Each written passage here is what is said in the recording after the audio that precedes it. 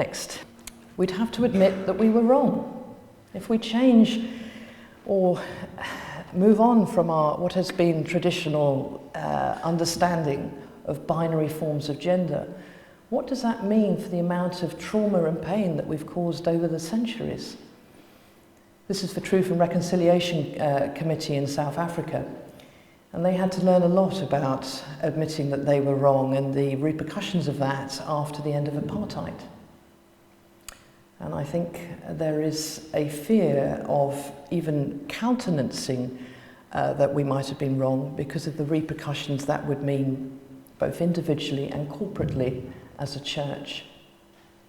And finally, there is always the question of unity.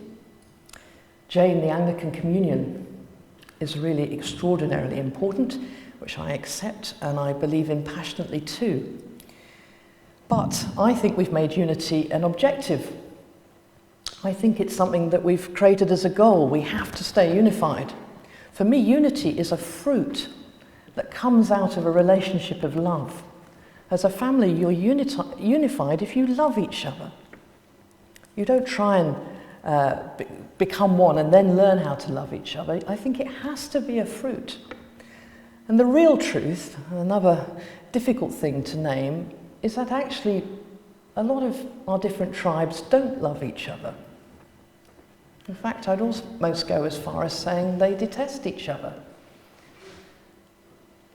I, as an evangelical, know I grew up in an area where I thought that most of my Anglo-Catholic liberal colleagues weren't really quite Christian. I mean, yes, they understood about Christ, but they didn't really know the fullness of what it meant to be in a relationship, a personal relationship with Christ, or indeed to have the gift of the Holy Spirit. And I prayed for the day they might really understand. Terribly condescending. And at the same time, my Anglo-Catholic friends had a real problem with me being an evangelical because they thought I was a narrow-minded bigot. They wouldn't say that to my face, but that's what they'd talk about in the coffee bar afterwards. And we've tolerated each other for far too long. We sit and smile, we'll extend the hand of friendship, but deep down, we don't think we're quite there.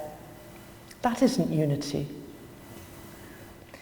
What I think Christ is doing is allowing us to be so broken, and I fear that this issue is the issue that is breaking us as a church, where I hope we will really begin to start to honour and treasure each other, that we will learn to see the Christ in each other in all its complexity and difference, and truly accept each other.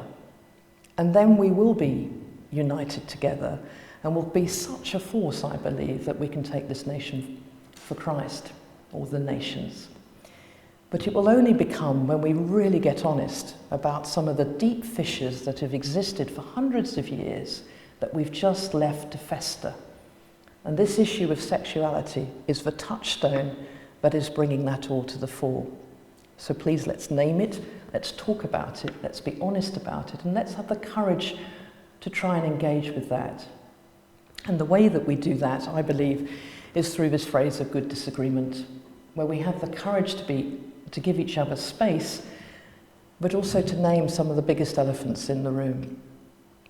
I don't know what the answer is going to be, I don't know where this is all going, but I do know that if I continue just to try and speak grace and truth, or speak truth with grace, that Christ will continue to lead, I hope, me and others who will join me on that journey. And I pray for a day where we will truly be able to embrace each other and worship as one body that loves each other for all our difference. Thank you.